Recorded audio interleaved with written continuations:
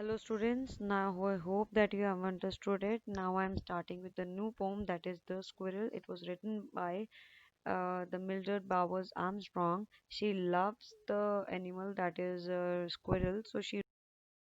It was written that he wore a question mark for tail an overcoat of grey. Now, in this particular lines, she wanted to say that the squirrel is wearing a question mark at the tail. You can see in the picture as well, the tail is looks like a question mark because it is bent from the end.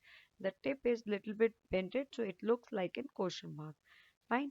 So now it is wearing an overcoat of gray because the skin is a little bit fluffy and different and little loose as well. It looks like it is wearing an overcoat. That's why she was explaining it an overcoat. It's a gray overcoat. Now in the next two lines, what she is wanted to say, he sat up straight to eat a nut.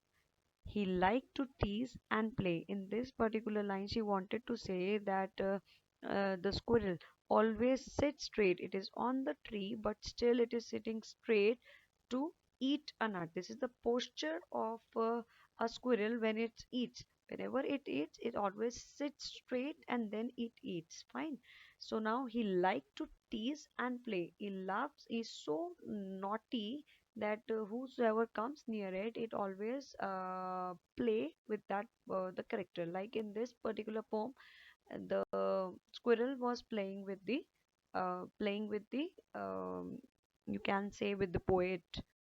So, in the next two lines, and if you ran around his tree, he went the other way.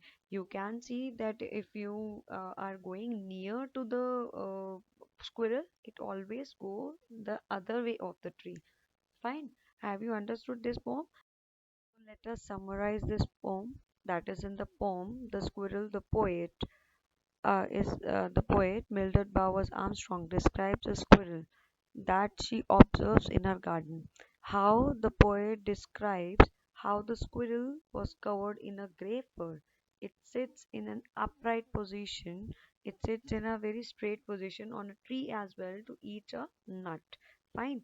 So his tail looks like a question mark because of its bent shape, because at the tip it is little bit bent, that's why it's look like a question mark.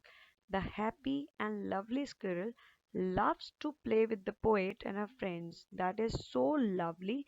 The squirrel is so playful that he loves to play with anyone.